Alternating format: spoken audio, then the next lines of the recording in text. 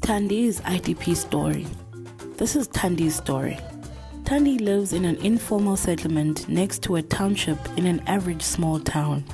She was elected into her local informal settlement committee and given a mandate to get houses for the community. Thandi went to the municipality housing department to find out what to do. They told her to speak to her ward councillor. The ward councillor told Thandi that the municipality was getting ready to develop its 5-year integrated development plan, also called the IDP. Thandi and her neighbors were able to use the IDP process to get their settlement upgraded. It was a long and challenging process. When Thandi first heard about the IDP, she did not know what it was all about. No one she spoke to could explain it to her in a way that made sense to her. The ward councillor said it was a prioritization of ward needs. But this was not specific enough to help Thandi come up with a plan of action to get her informal settlement upgraded. Thandi then did a bit of research on what the IDP was and how it could help her and her community. This story summarizes what Thandi learned and what she did.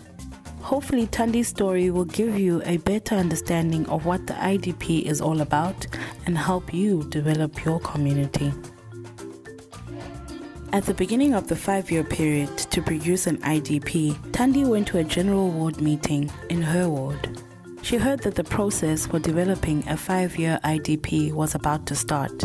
At this meeting, Thandi and her informal settlement committee members used this meeting to mobilize community support for the upgrading of her informal settlement.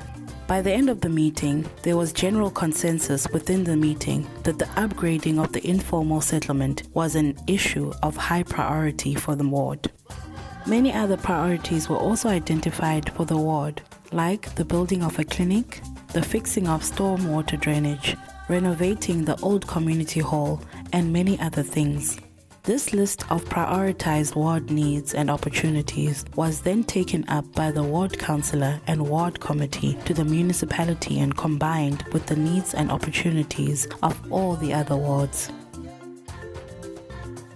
Thandi then discovered that there was an IDP representative forum where the key stakeholders and officials came together to further discuss and prioritize all the ward needs and opportunities across the whole municipality. Thandi went to the municipality to register as a representative of the Informal Settlement Committee and was accepted to participate on the IDP representative forum. She further mobilized support within this forum and spoke boldly on the challenges facing those living in informal settlements. She asked for and got more support from across all the wards for the prioritization of the issue of informal settlement upgrading. The municipal officials took all the prioritized development needs from the IDP representative forum and went away to produce a draft IDP. These officials further had the task of ensuring that the IDP addressed the key issues raised in the sector plans and that there was money from the municipality on commitments from other government departments where this was necessary to implement the projects identified. Once all this was concluded, a draft 5-year IDP was brought back to the IDP Representative Forum for discussion. Once this forum had discussed the draft IDP, it was taken to all the wards for presentation and discussion. This allowed each ward an opportunity to interrogate the 5-year IDP and to know exactly what projects would be implemented in their wards and when. This consultation process was extended to the business community, civil society organizations, and other stakeholders of the municipality. In Thandi's case, the 5-year IDP showed that communal toilets would be installed in her informal settlement in year 3. But before this upgrading could take place, new bulk water sanitation pipes needed to be planned and installed in year 2. In year 2, the municipality would also employ town planners to help the community design a basic map for the community that would mark out the plots and roads in the informal settlement. Other projects like a clinic and new taxi rank that Thandi had not thought about but which the people in the ward wanted were also reflected in the 5-year plan. After everyone had made comments on the IDP, the municipality made slight adjustments to the plan and the final 5-year IDP was then finally approved by the council. In the following years, Thandi and her informal settlement committee members continued to attend community meetings called by the ward committee to check on progress of the projects identified. At these community meetings, they also informed the ward committee of any issues relating to the quality and standard of services received. The ward councillor would then raise these issues with the relevant departments within the municipality for a speedy resolution. Before long, there were many community members in the ward who were involved in monitoring the progress of implementation of the projects throughout the 5-year period.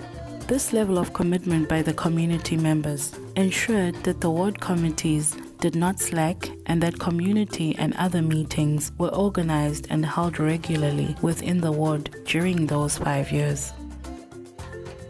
In year 2 of implementation of the IDP, Thandi participated in a project steering committee for the upgrading of her informal settlement. Town planners and engineers were involved in these meetings to do the detailed planning that was needed to get ready to actually upgrade the informal settlement in year 3. At these meetings, Thandi and others were able to discuss with the municipality where they thought the roads and paths should go in the informal settlement. They also discussed how to build the roads and communal toilets using local building materials where possible and local labor that would be trained.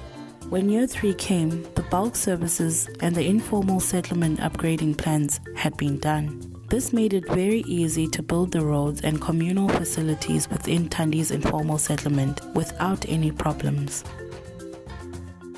By the time the annual IDP review came around in year 3, Thandi had joined a local women's group that was involved in social upliftment in the community.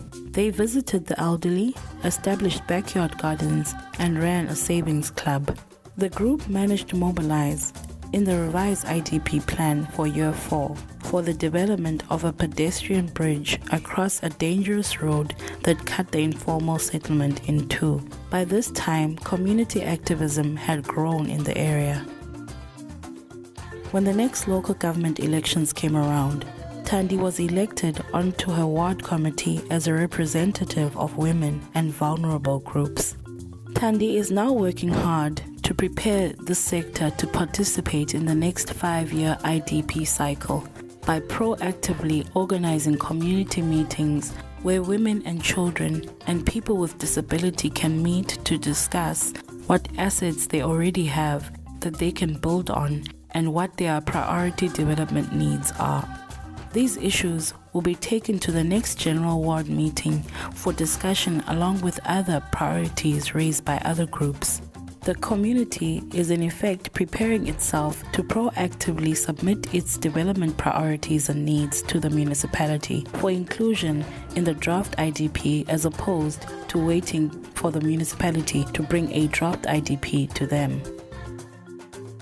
Thandi also still wants to see the people in her neighborhood get individual title deeds to their land and get more assistance from government to build better houses. The community has also identified a piece of land where they want to start a combined fish farming and chicken project. There are also crime prevention, skills development, and many other project ideas that the community has discussed in the past that they want to include in the next IDP. Thandi is committed to working hard to get these and other projects onto the next 5-year IDP. Thandis Story shows how important it is for communities to participate in the planning and development process of the municipality and to know how the IDP can best work for them. If Thandi had not participated in the IDP process, her informal settlement may not have been identified for inclusion in the plan. The new pedestrian bridge would definitely not have been built. Thandi was able to monitor and hold government to account for the decisions that it had made. Thandi knew what was in the plans, and the municipality was able to keep her and others updated on the progress. Thandi's experience, like many others, shows that it's important for people, citizens, communities, and for you to participate in the municipal IDP process. If more people participate in planning, the decisions that get made will better reflect the needs and aspirations of the community. This is everyone's responsibility, not just a responsibility of a ward committee or a chosen few. Your future is your responsibility, and you have every legal and legislated right to inform decisions about your own development. To find out more about the IDP process, visit the Ephesus Core Plan website at www.ephesus.org.za. That is www.ephesus.org.za. On this website, you will also be able to find out about other ways you can get involved in the development process in your community.